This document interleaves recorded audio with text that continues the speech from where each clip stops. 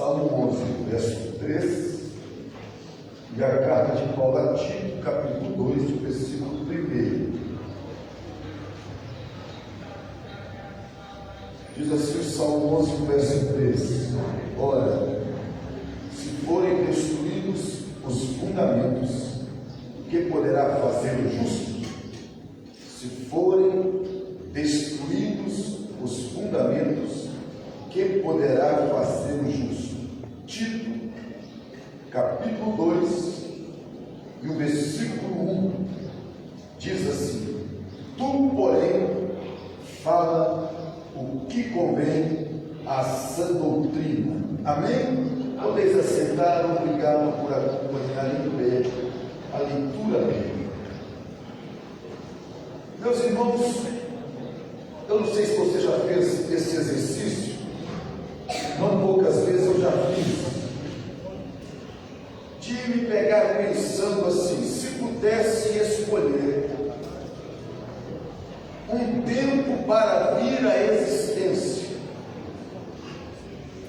na história bíblica ou na história da igreja, qual tempo você escolheria?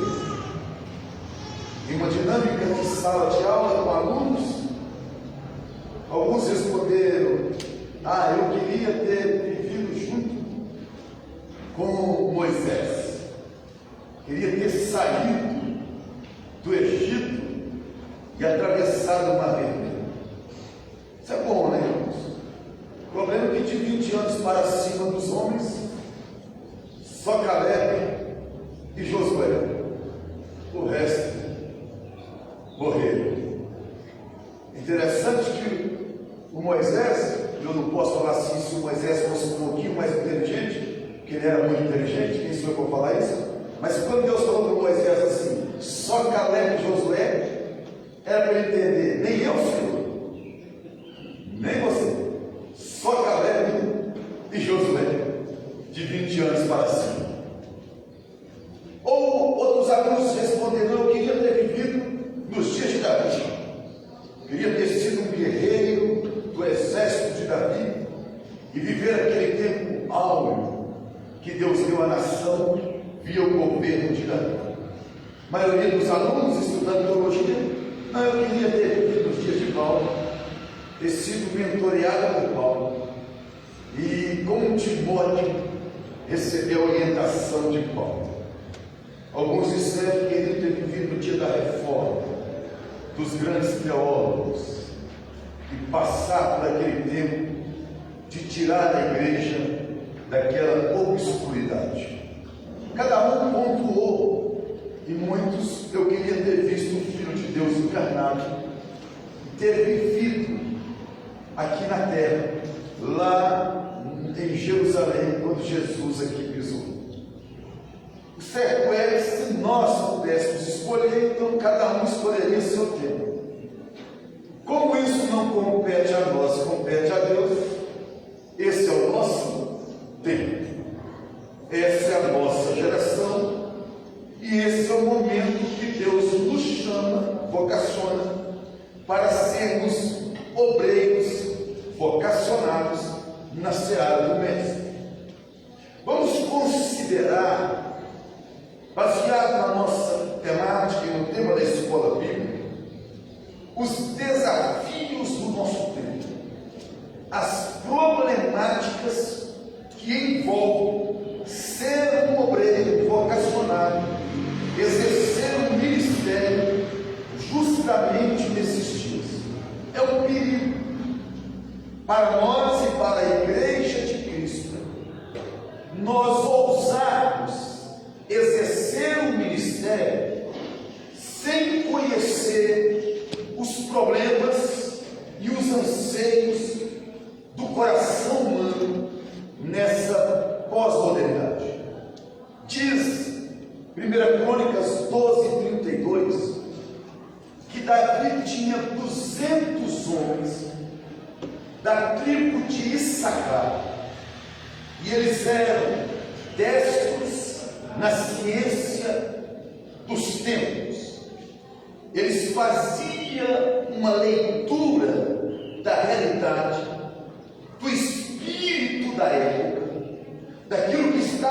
acontecendo hoje modernamente, chamado de geopolítica. Fazia uma leitura do mundo, do contexto, do coração humano, dos dos homens, e diziam para o trono, para o rei: é melhor agir assim, porque o espírito da época é esse. Se nós não fizermos uma leitura correta, bíblica, do nosso momento, do nosso contexto, da realidade do mundo, se nós não lermos o coração humano que nós estamos pregando para ele, nós corremos o risco de esforçarmos, mas sermos alienados. O nosso esforço não tem nada a ver com a nossa realidade. É preciso ter um esforço no reino que seja satisfatório para o meio onde Deus nos plantou. Por exemplo, essa questão de sermos alienados ou descontextualizados. Eu programei um culto da família, e é bom, todos programam, um domingo, culto da família. E então fizemos um convite para que os irmãos da igreja convidassem outras famílias.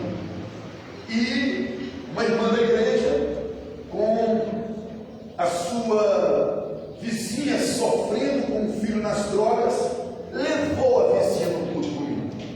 O irmão escalado para pregar, prega no culto da família e começa a dizer assim: se o seu filho usa droga, a responsabilidade é sua.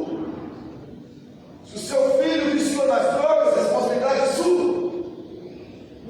A mãe, primeira vez que vai na igreja, sofrendo com a criação do filho, e o filho nas drogas, ela levantou no meio do culto e foi embora. Eu falei para ela: por que aquela que você trouxe não ficou até o final? Pastor, o contexto é esse. Ela está lutando com um filho envolvido nas drogas. O pregador começou a pregar e disse que se seu filho usa drogas, a culpa é sua. Ora, irmãos, você já viu falar dos filhos de Eli e dos filhos de Samuel? Acerca dos filhos de Eli, a Bíblia diz o seguinte: que eles eram rebeldes, terríveis pecadores, e Eli, vendo, não corrigia. Acerca dos filhos de Samuel, a Bíblia diz: e seus filhos não andavam nos seus caminhos. Uma coisa são pais omissos, outra coisa é filhos que fazem escolhas erradas. Nenhum pai ou mãe deve ser desqualificado por causa de marmanjos que fazem escolhas erradas. A falta de sensibilidade e leitura correta da realidade faz nós, às vezes, pregando e não alcançando o coração humano, porque usamos palavras que, ao invés de curar, matam. Eu não estou falando de negociar a verdade do Evangelho.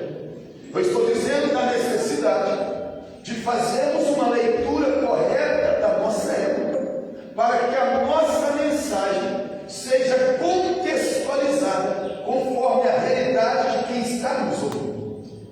Então existe obreiros e vocacionados esforçando no reino e não tendo sucesso, porque é um esforço que não satisfaz a realidade que Deus o plantou, por não fazer uma leitura correta do meio que ele está, das pessoas que ele ministra, das famílias que ele cuida. Quais são as marcas do nosso tempo, os desafios da nossa atualidade? Diz um filósofo polonês muito conhecido, que está sendo muito usado o material dele, ele morreu em 2017, o Zygmunt Bauman, dizendo que essa geração é uma geração líquida. Ele fez uma leitura sociológica que essa geração é líquida, significa ela não tem valores sólidos. É uma geração que perdeu todos os valores conservadores, morais,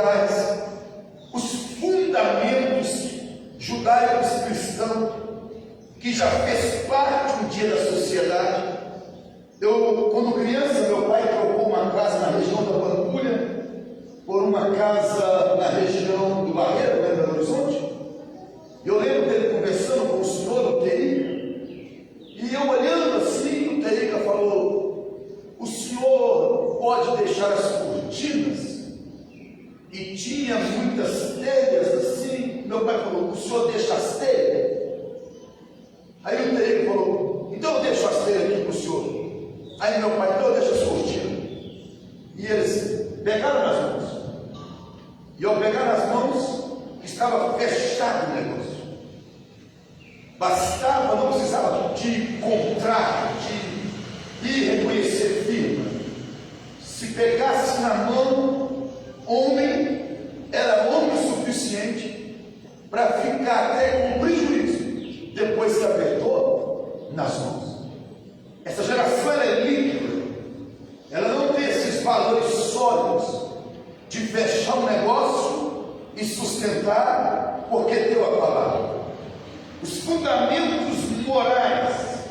Quando saiu o primeiro beijo na TV americana, imagina isso, TV aberta, um casal beijou no horário nobre.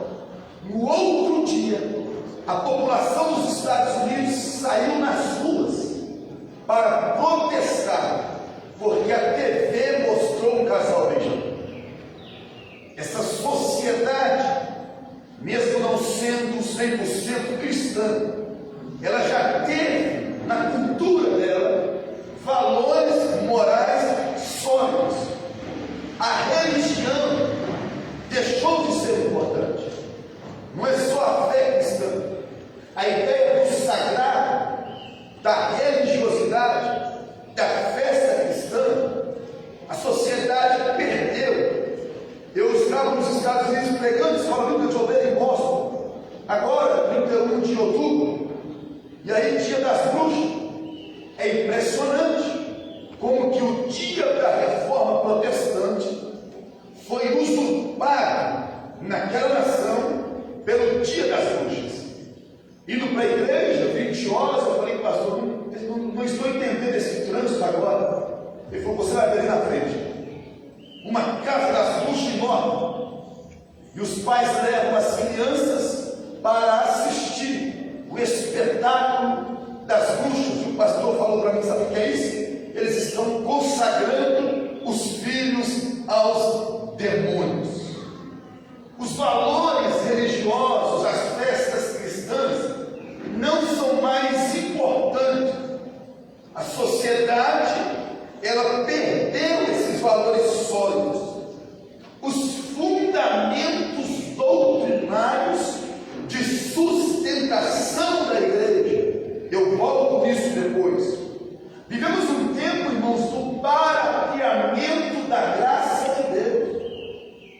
A pregação do Evangelho não é mais: se arrependa dos seus pecados e reconheça Jesus como teu Salvador.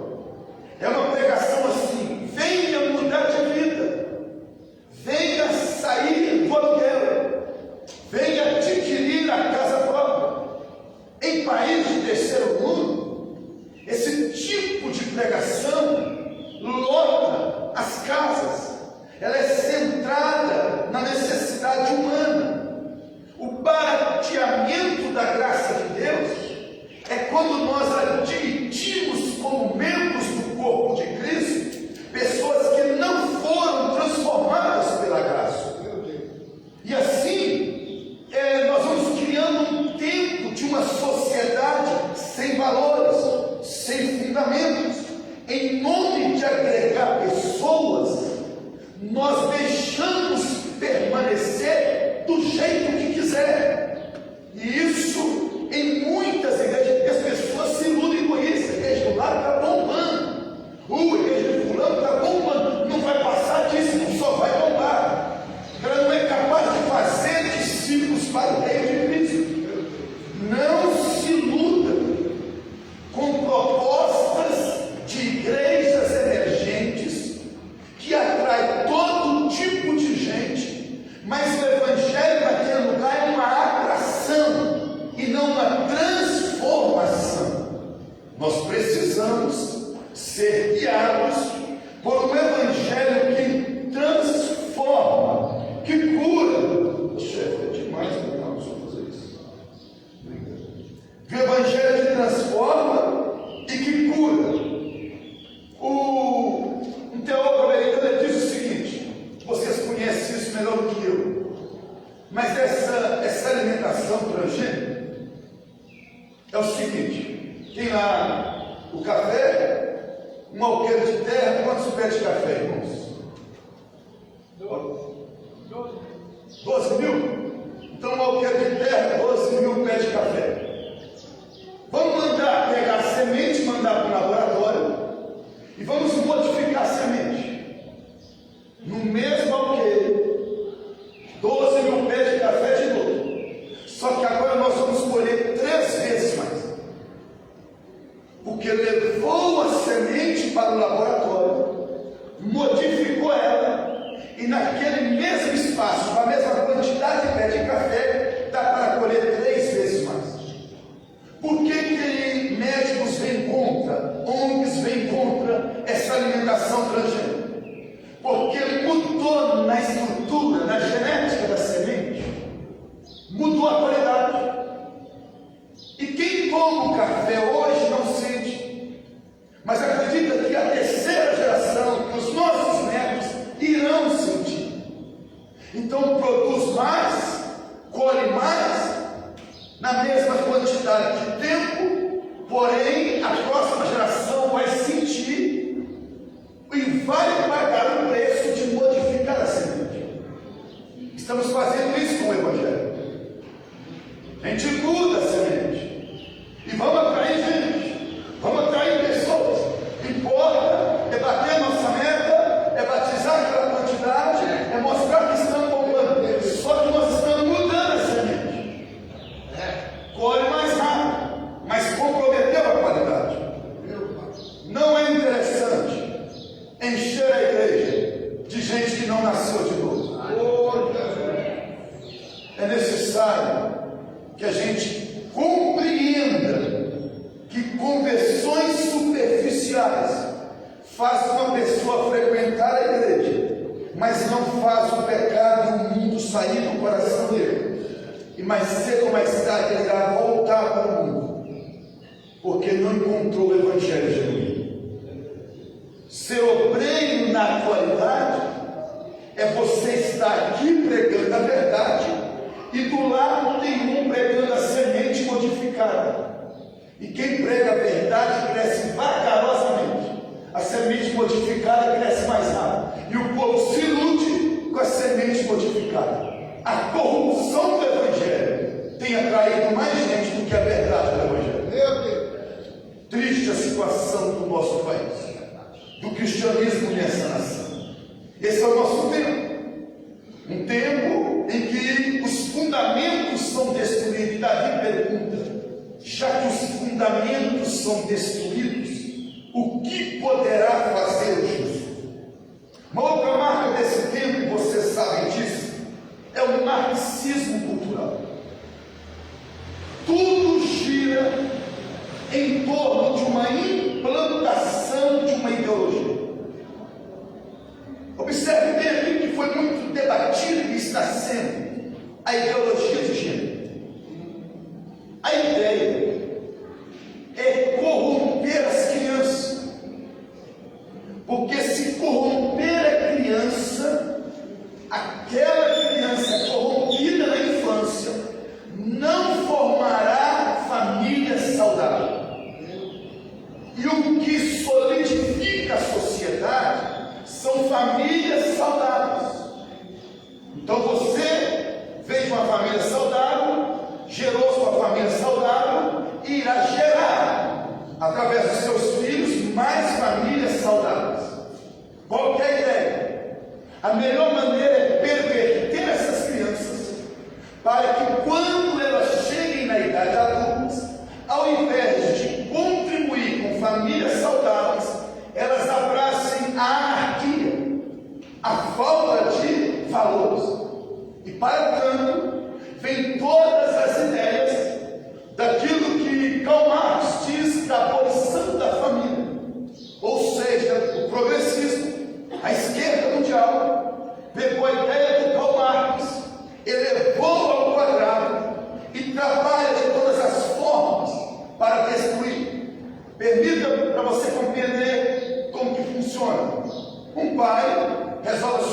série na Netflix. A série tem 50 capítulos. E o personagem mais interessante da série é um gay. O personagem mais inteligente da série é aquele gay. O foco, o tempo todo, ele resolve. E o pai assiste 50 capítulos. No final dos 50 capítulos, o pai pensa assim: pô, esse gay é gente boa. Um gay legal e é inteligente esse danado. Bom, passa um tempo. O filho chega perto dele e fala assim: pai, eu sou gay. Ele não tem dificuldade de aceitar o comportamento homossexual do filho, porque nos 50 capítulos da série, doses de massificação do homossexualismo foi jogado na mente e no coração dele. A todo instante, filme, novelas, propaganda, séries, jornais, artistas, roupas, busca a desconstrução da masculinidade para a construção de um homem sodomita. E doses de marxismo cultural, de destruição da masculinidade humana é jogada sobre nós diariamente. Escudo, redes sociais, tudo, dose. E muitos passivamente vai aceitando. Ô irmãos, queridos, é necessário contrapor essas doses do marxismo cultural com doses de Bíblia, doses de devocional, doses de culto de ensino. Nós precisamos receber outro alimento, outra vacina, outra injeção. Então você pega seu filho de 7 anos e coloca ele dentro da sua casa e está trancado no portão, está trancado a porta de entrada da sua casa, da sala, da porta da cozinha, e ele está trancado dentro do quarto dele, e ele está trancado dentro do banheiro e dentro do quarto. Então tem a porta do banheiro, a porta do quarto, a porta da casa e a porta e o portão, e o seu filho não está seguro. O tanto de porta, se ele tiver com o celular na mão, ali está doses de destruição sobre a vida deles. Tudo vai sendo destruído. Fica a dica, irmãos, acerca das nossas indumentárias. Um gay, um homossexual, ele faz o estilo, ele é o estilista, ele desenha a roupa. Um artista ou um jogador de futebol ganha milhões para vestir. A mídia propaga, os famosos estão usando, e todo o restante copia porque está na moda. E aquela roupa é a gaysificação do homem. É a roupa feminina. Quando Deus proíbe Deuteronômio, ele está dizendo: o homem não vai vestir roupa de mulher. Ele está dizendo justamente isso. Você não deve carregar apetrechos. Aí a nova moda, tudo que se tem, foi criado por homens efeminados, famosos usam, e a massa vai lá e compra. E de repente nós temos nos nossos cultos, nós temos a nossa igreja, pregadores e cantores, que ao entrar, passa mais a imagem daquilo que a mídia quis do que de um homem de Deus ministrando sobre nós. Esse é o nosso tempo. São nesses dias que Deus nos chamou para sermos obreiros. Outra marca desse tempo, a inversão dos propósitos divinos na vocação. Eu liguei para uma cantora para um congresso lá em São José dos Campos, e aí eu falei para ela: irmã, é congresso das irmãs, nós temos umas 400 irmãs, é o sonho das irmãs tê-lo aqui, só o sábado. Aí eu falei: você é 32 mil, pastor. Pensa, 32 mil para cantar no sábado. Aí eu expliquei: olha, não vai ter bilheteria, não vai ser show, vai ser um culto, e tal. Aí fiz uma outra proposta. Por mim eu já tinha cancelado, as irmãs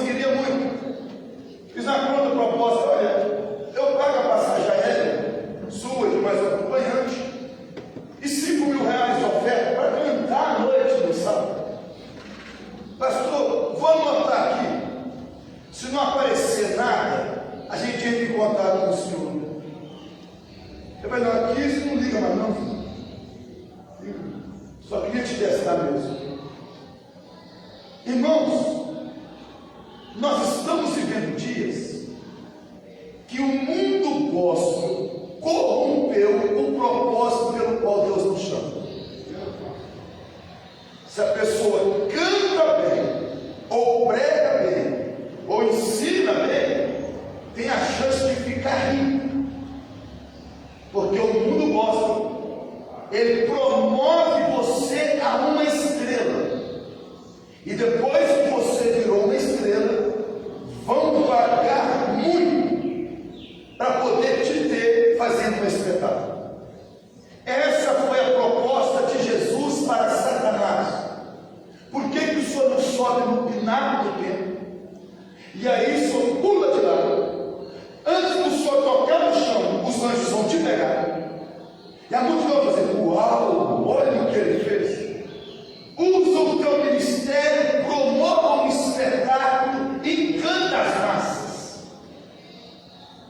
E aí, Jesus respondeu: mas está escrito, Satanás, não tentarás ao Senhor teu Deus. Aleluia! Tentar a Deus nesse contexto é: não use teu ministério, teu chamado, para provocar espetáculo para as massas. Isso é tentar a Deus. É muito diferente cumprir agenda e cumprir chamado. Cumprir agenda é vai dar uma palavra que leva seu cachê. Cumprir chamada é: Deus, o que o senhor quer falar aqui hoje? Aleluia. Cumprir chamada é: Deus, derreta os corações enquanto eu ministro a tua palavra. Tem que fazer uma pergunta: você está cumprindo chamada ou você está cumprindo agenda? Você está cumprindo só uma agenda religiosa? Você pode estar nessa escola bíblica dizendo: deixa eu ir lá, né? Senão o pastor vai cobrar. Você está cumprindo o chamado, você tem boa disposição. Vou lá que Deus vai falar comigo. Deus abençoe nessa escola bíblica. O propósito pelo qual Deus nos chamou. Permita a franqueza de ser escola bíblica, mas acabe com o seu projetinho pessoal dentro do reino. Porque enquanto nós estivermos com um projetinho pessoal no reino, Deus não vai abençoar o trabalho de nossas mãos. Eu não posso estar aqui pensando na próxima agenda. Eu não posso estar aqui pensando em nome, em fama, em qualquer dessas coisas. E aí a nossa vocação não atende à expectativa divina. Deus nunca chamou alguém para carreira solo. Vamos entender um princípio bíblico. Quando Deus nos chama, Deus está pensando no outro, não em nós. Lembra de Noé? Chamado é grandioso. Construir a arca. Só que Deus não está pensando só em salvar Noé. Deus não pode eliminar a raça toda, porque Ele prometeu: da semente da mulher vai nascer por causa da promessa de Gênesis, Ele pode eliminar a transgressão, mas tem que escolher um homem para dar continuidade à raça humana, porque Ele já prometeu que vai nascer da raça humana. Então não é: estou chamando você para fazer a arca, mas meu propósito é maior que tua arca. Eu vou dar continuidade à raça humana, porque eu ainda vou trazer o Salvador. Observe, o propósito pelo qual Deus chama é maior do que o indivíduo chamado. Abraão, grandioso, ser pai da nação de Israel. Mas você viu o propósito maior de Deus? Deus falou assim: em ti farei bendito todas as famílias da terra. Sabe o que eu estou dizendo? Eu estou chamando a sua família, mas eu estou pensando em todas as famílias da terra. O propósito pelo qual Deus chama é maior do que o indivíduo chamado. Lembra de Moisés? Estou chamando você, mas o meu propósito é tirar o povo de Israel do Egito. O clássico exemplo é Ezequiel. Eu tenho uma casa rebelde, povo obstinado, eles só pecam contra mim, tem testa de bronze, são desobedientes, corações duros. Ezequiel, mas eu estou chamando você como profeta. Está chamando por causa de mim mesmo? Não, eu estou chamando por causa da casa rebelde. Olha bem, eu estou te elevando a profeta porque eu tenho uma casa rebelde. Significa, não estou chamando você para massagear o seu ego. Estou chamando você porque eu tenho uma casa que eu quero receber. Você precisa descobrir o propósito pelo qual Deus te chamou. E aí que eu falei, destruirmos nosso projetinho pessoal. É onde eu penso que pregando eu posso construir um império. Quando Deus me chamou para edificar a igreja enquanto eu prego. É muito sutil. A gente pode corromper facilmente. E nessa daí, não vivemos e não atendemos a expectativa de Deus que Ele nos chamou. Nós precisamos, irmãos, de mais esforço pelo reino e menos esforço por nós mesmos. É de entrar em crise. Mas eu conversando com o vocacionário há uns 30 dias, perguntei para ele pediu para nós encontrar, vamos tomar um açaí, pastor, vamos. Eu tenho uma vocação, quantos anos? 38 anos. Nasci em Vila Velha. Aí eu perguntei para ele assim, me conta sua história vocacional. E ele foi contando. Lá nós tomamos açaí, chama Mateus. Foi contando. Aí, e o seu trabalho no reino? Olha, eu fui líder de adolescente, depois eu fui líder de jovem, eu já coordenei missões. Aí eu perguntei assim para ele, escuta, você já entrou numa casa e fez uma campanha de culto dentro daquela casa? Até Jesus libertar e salvar? E ele, não, nunca. Falei, você já expulsou demônio numa família? Não, nunca. Então você tem 38 anos de crente, é um obreiro da cidade do mestre, mas você não conhece o que é ganhar uma casa para Jesus, uma família para Jesus. Ele falou, não conheço.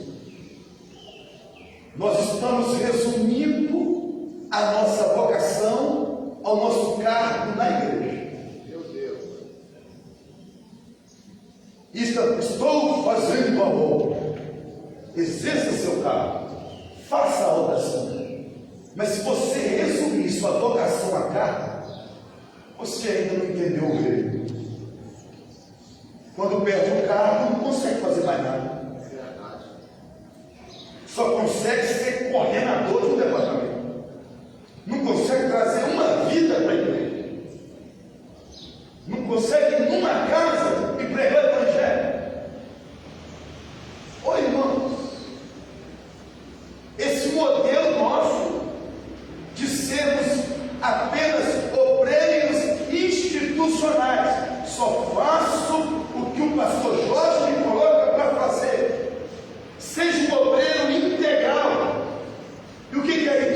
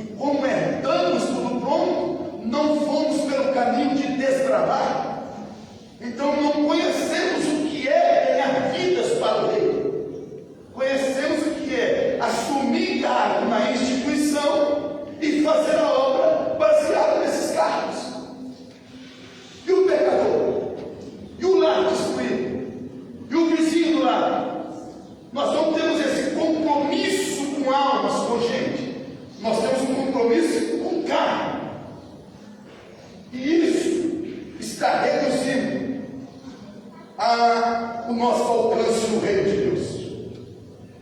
Precisamos lutar pelo crescimento do reino e da igreja como organismo. Uma outra problemática é que nesse aspecto nós temos pessoas da igreja, e guarde o que eu vou te falar, que elas querem privilégios sem responsabilidade. Irmãos, já viram alguns que vai fazer um congresso, durante o tempo todo que está trabalhando pelo congresso não aparece, carregar o piano não carrega, participar dos ensaios não participa, orar e ocupar também não, mas no dia do congresso que a casa está cheia, quer tomar a frente, quer desfilar como se fosse um pavão. Escuta, não ajudou a carregar o piano, então não coloca o dedo nas teclas. Lembra de Ananias e Safira? Pensa num avivamento na igreja primitiva, se é que pode dizer avivamento. Mas, irmãos, o Espírito Santo dando uma identidade para a igreja daquele início. E vinha um vendia a casa e colocava os pés dos apóstolos, vinha outro colocava. Aí chega Ananias e Safira, vende a casa por 500 mil, traz 250 mil e fala assim para os apóstolos: toma aí, ó, nós estamos doando o valor da casa. Não era o valor da casa, irmãos. O que eles fizeram aqui? Queria prestígio. Cuidado com o vocacionado que quer prestígio na igreja. Não entrega o dízimo, entrega um valor qualquer, mas quer prestígio, o nome no relatório. Não faz o que deve, mas no dia de acontecer, quer prestígio. E aí falando para Pedro, está aí o valor da nossa casa. Irmãos, o Pedro estava cheio do Espírito Santo. E aí, como diz o ditado moderno, fica a dica: cuidado para quem você mente, porque pode ser que ao mentir para uns, você esteja literalmente tentando mentir para o Espírito Santo. Aí o Pedro chamou o Ananias: Ananias, por que você mentiu no valor da oferta? Não é sua? Ficando nas tuas mãos não era teu? Você não mentiu para os homens, você mentiu para o Espírito Santo e caiu morto. Eu estava dando aula e veio um aluno e perguntou: professor, igreja não é lugar de restauração? Então não era para eles caírem morto. Eu não concordo de Deus ter matado eles, porque era para corrigir, passar por uma disciplina. Aí eu falei: e não foi Deus que matou? Como assim? Eu briguei com ele. Aí foi Pedro. Pedro matou? É. Por quê? Escute, irmão. Pedro estava tão cheio, tão cheio, tão cheio, e com o coração tão santo, tão santo, tão santo, que quando mentiram para Pedro, Deus falou: não vou deixar brincar com Pedro. E matou. Sua seriedade como líder coloca seriedade nos seus liderados.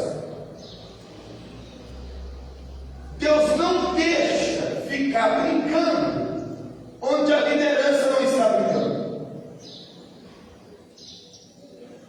E aí, passa 3 horas, chega a irmã Safira. Entrou e o Pedro: o que você mentiu? Está ali os pés dos que levaram o seu marido, vai te levar também, caiu morto. Deus matou um casal na igreja primitiva, porque queria prestígio e estava brincando de adorar, onde uma liderança estava servindo a Deus com teu. Quanto mais você leva a sério, mais Deus santifica a sua membresia. Se o público brincar, embaixo faz uma madeira. Mas se o povo santificar, ninguém brinca embaixo. Que Deus nos conceda graça. Nós precisamos resgatar o propósito pelo qual Deus nos chama. Eu tenho pensado assim, irmãos, de Deus gerar uma estrutura na pregação bíblica. De antes de começar a pregar, fazer que nem o aviso do voo, do avião. A Fibério seguro, nós vamos voar. De que a pregação grude as costas no banco. De que a gente não acabe pulando, mas acabe ajoelhado, humilhado. Que não haja um repetete, Jeová, mas que haja uma contrição na alma pelo Espírito. Eu penso que nós podemos resgatar o propósito pelo qual Deus nos chamou. Eu penso que tem duas maneiras de eu estar aqui esse final de semana com vocês. Naquilo que eu já contei, ou eu estou aqui cumprindo a agenda, ou eu estou aqui cumprindo um chamado. E se eu estou aqui cumprindo um chamado, então Deus fará algo em nós, por nós e através de nós. É preciso resgatar o propósito pelo qual Deus nos chama.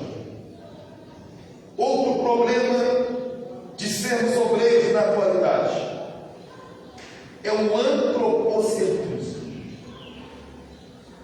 Oh, irmãos, uma das coisas mais fáceis de combater na igreja é a teologia da prosperidade, mas é a mais difícil de arrancar de você. É fácil dar uma palestra identificando o que é a teologia da prosperidade e mostrando o que é. Difícil é arrancar ela de dentro de nós. Já está tão impregnado um evangelho e uma liturgia centrada em homens. Lá em Jambeiro, interior de São Paulo, eu estava dando aula de eclesiologia, doutrina da igreja, e eu perguntei assim para os alunos: o que mais te deixa chateado na igreja? O que mais te deixa irritado? Um aluno respondeu livremente assim: crente, pastor. Eu falei: o que mais te irrita na igreja é crente? Ele falou: crente. Eu falei: por que crente? Ele falou assim para mim: pastor, congresso para crente, culto para crente, professor para crente, e a gente tem que ficar massageando ela de crente, levantar mais cedo no domingo e mandar mensaginha para crente ir na escola bíblica dominical. E quase que nós estamos dando um prêmio para quem não faltou do culto durante a semana. Ele falou: crente me irrita, porque quando nós deveríamos estar sofrendo pelos ímpios, nós ainda estamos sofrendo por crente que tem 20 anos de crente câncer. E é um fato. Nesse aspecto, vocês sabem disso, as necessidades humanas assumiram as rédeas do nosso ministério. Quando o pastor tem que conduzir para atender a necessidade de crente, e o hino para massagear ego de crente, e mensagem para massagear ego de crente. Se pregar uma mensagem cristocêntrica, puramente bíblica, alguém pode falar: é filho. Esse pregador é filho. Se vier um outro com a bandeja e dizendo: sua prova acaba hoje, esse é ferrou.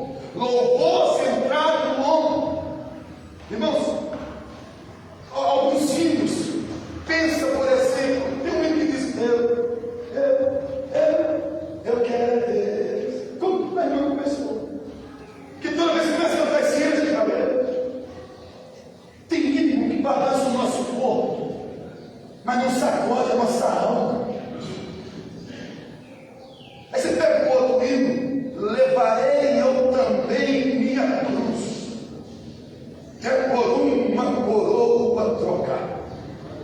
Esse não sacode o corpo, mas sacode a alma.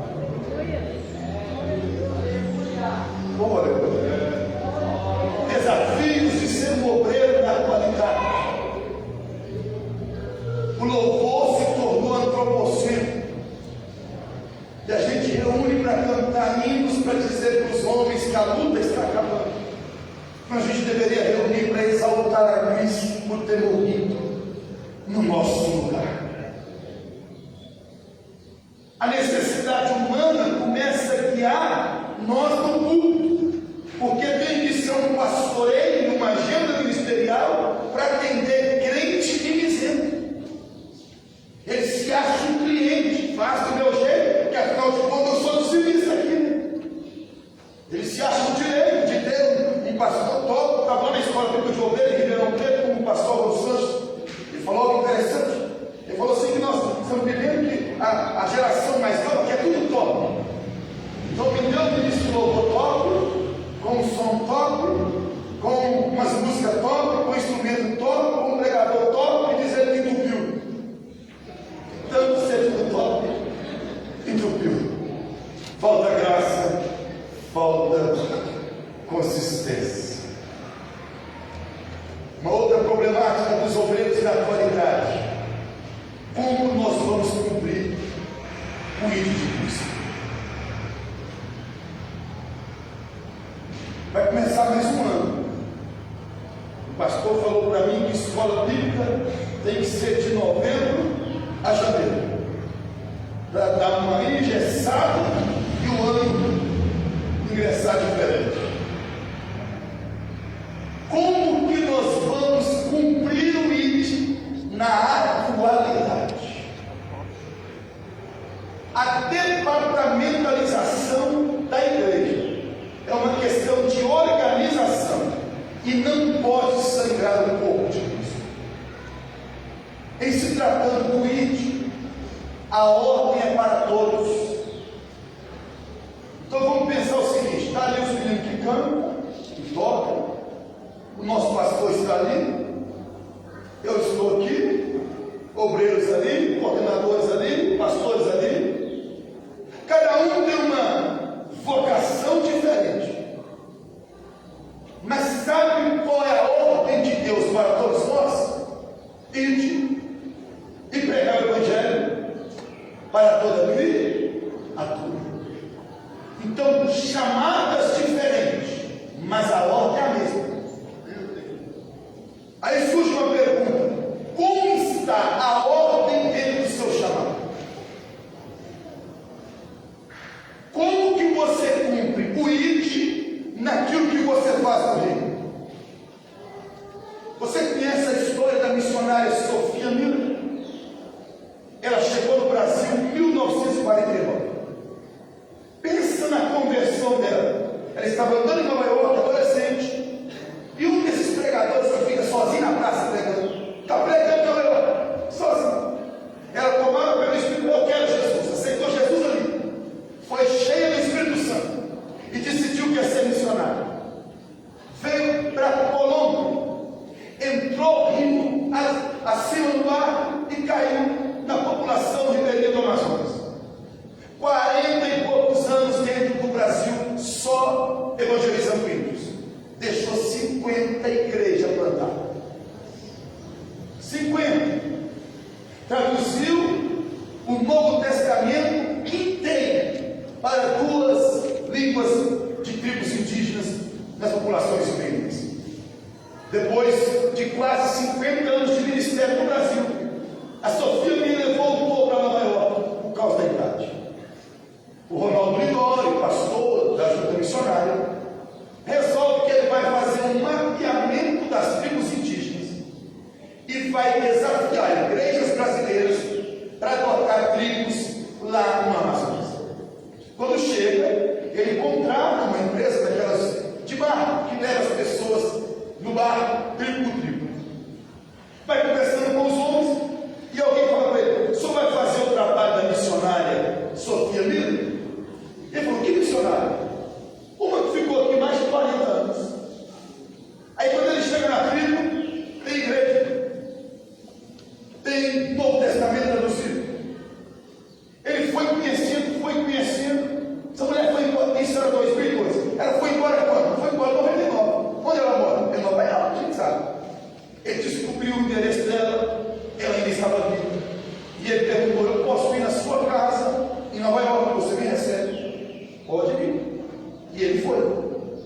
tomou um chá.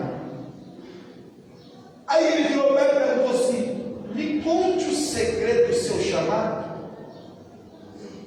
Como que você conseguiu doar quase 50 anos da sua vida, índios brasileiros, e você deixar 50 igrejas plantadas? Aí ele respondeu: eu não tenho chamado, eu li uma ordem. Abre a sua Bíblia aí, Mateus 28, por gentileza.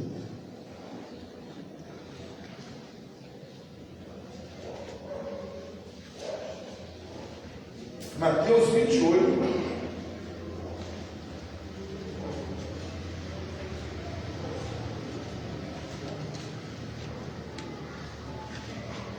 a partir de 18. Jesus, aproximando-se, falou-lhes, dizendo: toda autoridade me foi dada no céu e na terra. Portanto, vão e façam discípulos de todas as nações, batizando-os em nome do Pai, do Filho e do Espírito Santo, ensinando-os a guardar todas as coisas que tenho ordenado a vocês. E eis que estou com vocês todos os dias, até o fim dos tempos. Está vendo aí, irmão? Acabamos de ler uma ordem. Ela respondeu: eu não recebi um chamado, eu li uma ordem. Não está esperando Deus vir de carro alegórico, com arcanjos tocando trombeta. Vá, meu servo, na casa daquele e prega o Evangelho. Como está a ordem dentro do seu chamado? Eu sei que nesse momento você toca na igreja, mas e a ordem? Eu sei que você lidera um departamento, mas e a ordem?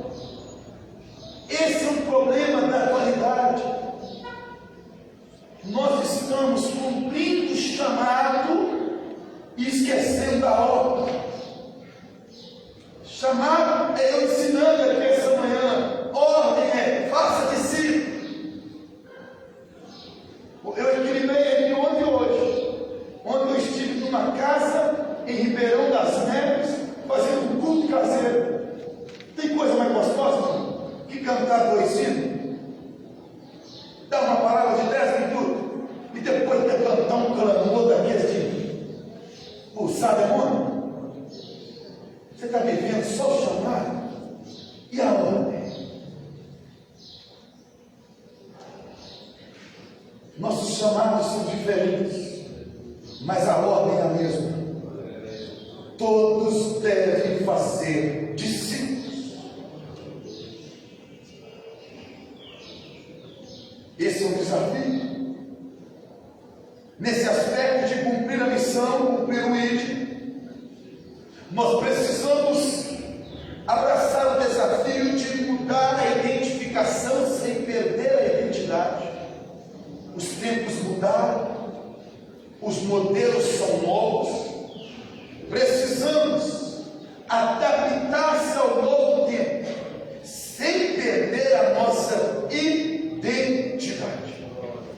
Permita mais um ponto: problemáticas de ser um obreiro na atualidade. O desafio de atualizar sempre. Escuta, irmãos. Alice McCraft diz no livro Paixão pela Verdade que se você casar com essa geração, você fica viúvo na próxima, e a próxima está aí dentro de 5 anos. Daqui 5 anos tudo é diferente, inclusive o iPhone Pro Max 14, 15, não sei, não vale mais nada daqui 5 anos, e hoje ele é 16 mil. Basta 5 anos desse mundo globalizado e tudo mudou.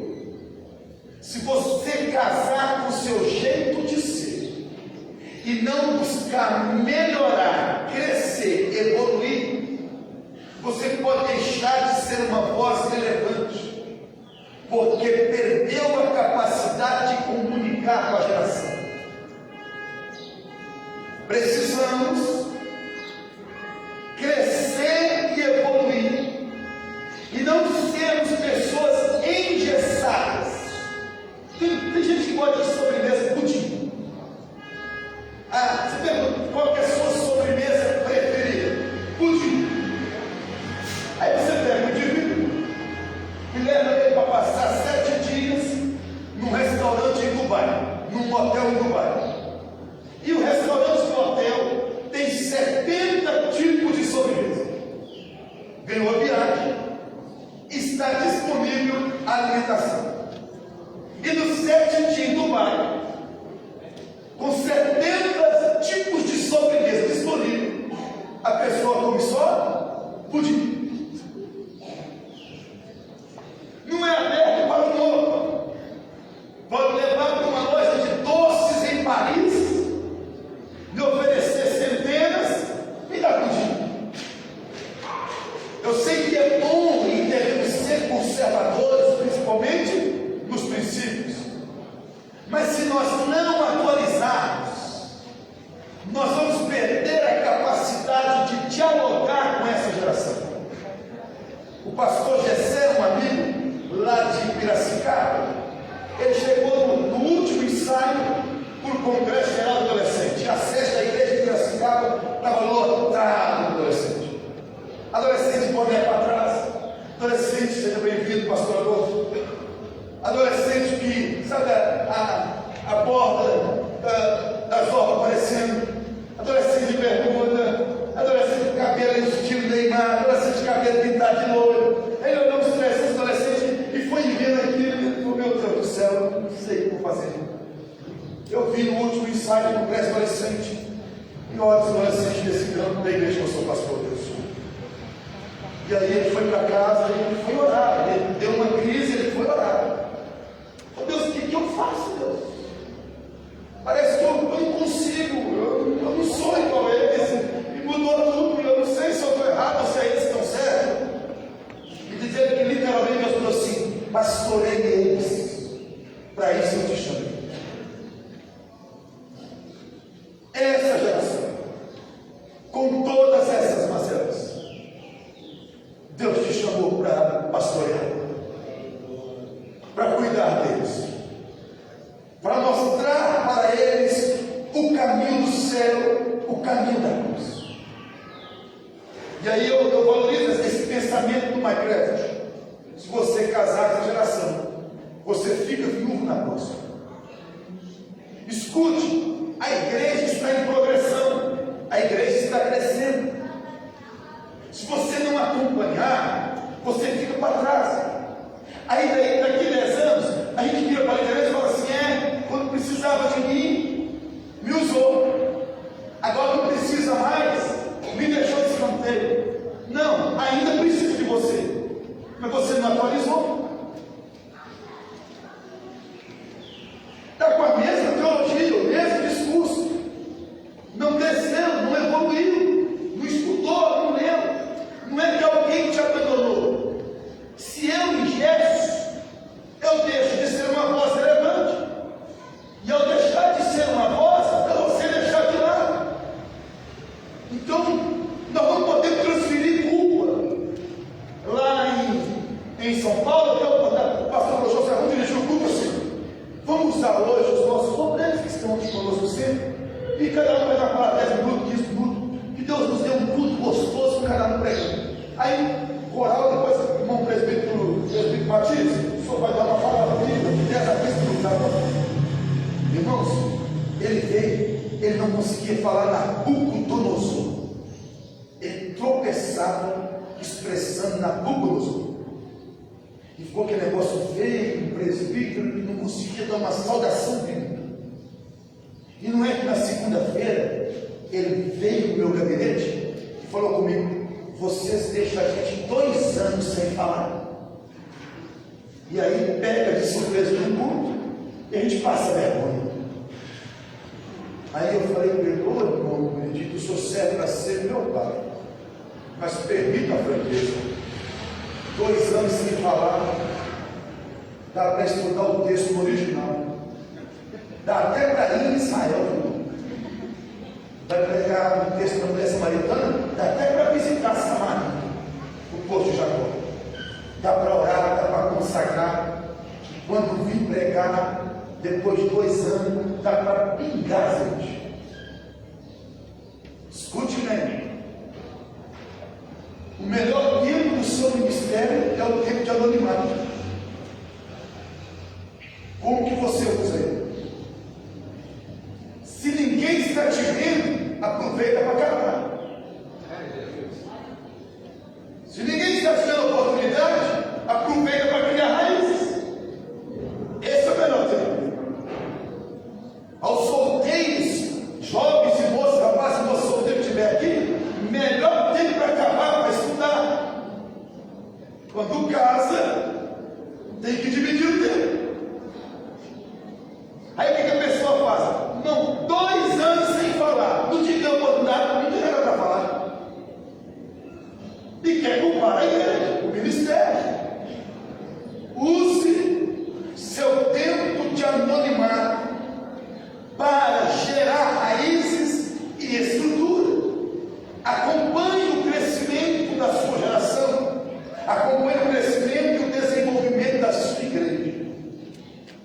E ainda, nesse desafio, nesse primeiro momento nosso, de conhecendo as problemáticas da atualidade, a descrição que as Escrituras fazem do homem moderno. Não era para nenhum crente assustar com esse homem moderno. A Bíblia prediz, Paulo diz para Timóteo: ô Timóteo, nos últimos dias virão tempos trabalhosos. Últimos dias. Vamos entender o que é os últimos dias. Desde que Cristo morreu, encarnou, morreu, ressuscitou, até a volta dele, nós estamos vivendo os últimos dias. Então, de Cristo até o tempo escatológico, últimos dias. Se já tem 2.000 anos, então nós estamos vivendo os últimos dias dos últimos dias. E aí o Paulo falou para Timóteo as marcas do homem, do ser humano, dos últimos dias. Esse homem, ele é avarento, presunçoso, soberbo, blasfemo, desobediente a pai e mães, ingratos, profanos, sem afeto natural, irreconciliáveis, caluniadores, incontinentes, cruéis, sem amor para com os bons, traidores, obstinados, orgulhosos, mais amigos dos deleites do que amigos de Deus, tendo aparência de piedade, mas nega a eficácia dela. Destes, afasta-te. Nenhum obreiro deve ser inocente quanto à qualidade do ser humano que ele vai trabalhar. É a marca do coração humano nos últimos dias. As pessoas que disseram, isso aqui não é só dos ímpios. Olha aí para Timóteo: destes, afasta-te, Timóteo. Significa, vai fazer parte do seu ministério pessoas irreconciliáveis, pessoas caluniadoras, pessoas que profanam o sagrado, que não respeitam aquilo que é santo, pessoas traidoras, obstinadas, orgulhosas. Timóteo, esse tipo de gente, essa é a marca do coração humano dos últimos dias. Você está lidando com gente assim o tempo todo. E é interessante a nossa passividade, esperando que ímpios se tornem santos. Sabe o que Paulo fala para Timóteo? Destes, afasta-te. Eles têm aparência de piedade, mas eles negam no comportamento toda a eficácia de piedade. Gente que não mede as palavras, não, como um fala do outro, você conhece um. Gente que é maldosa a falar, que é ruim,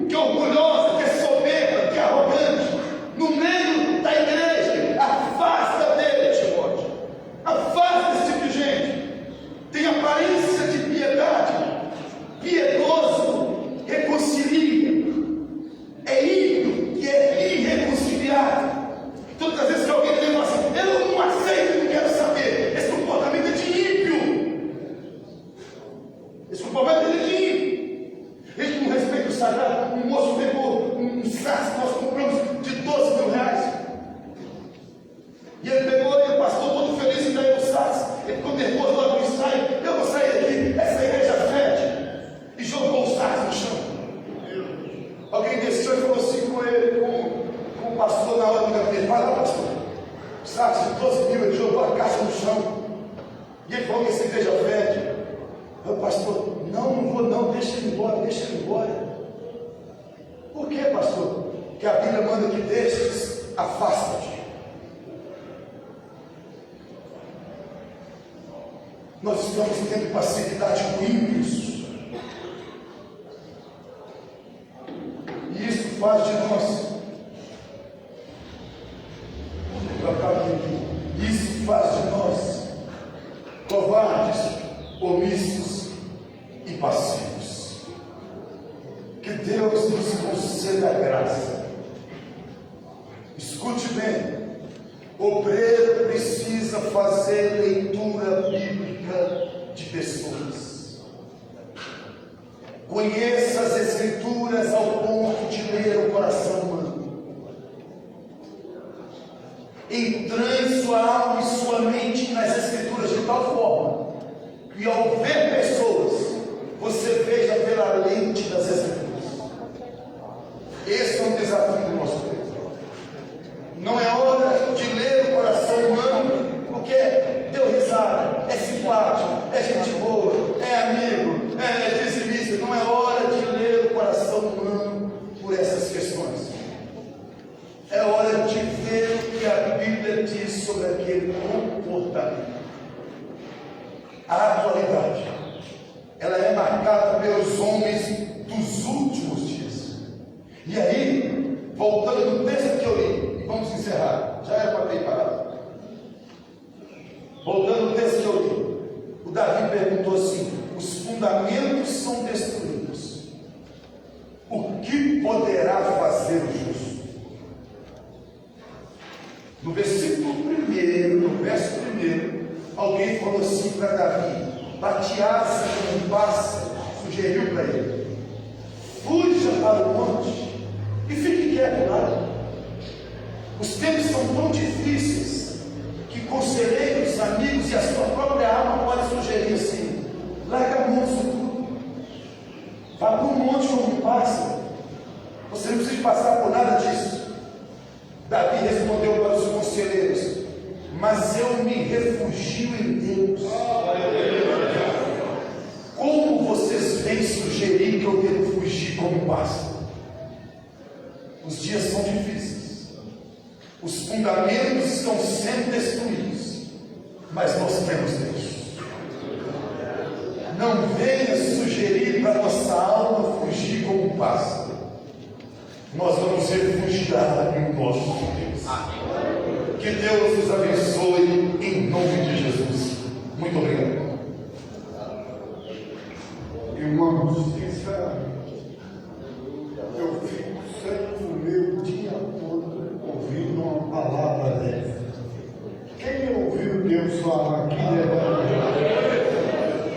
e eu aconselho você, obreiro, você, irmão, na próxima escola bíblica, traga a sua esposa, traga ela também, pague a inscrição dela, seu culto.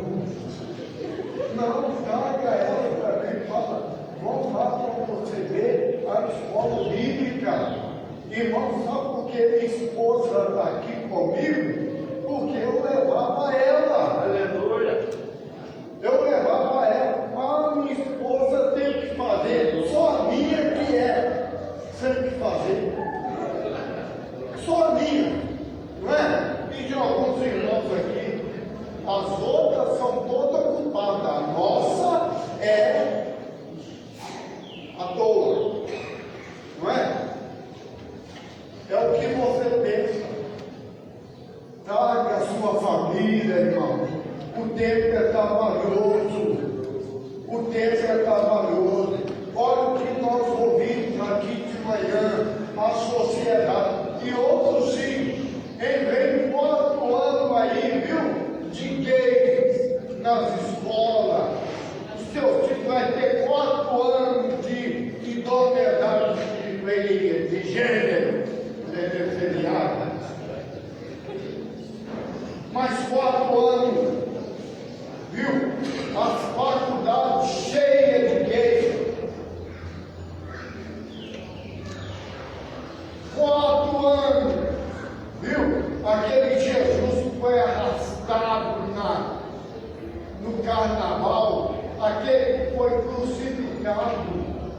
com um crucifixo no ânimo.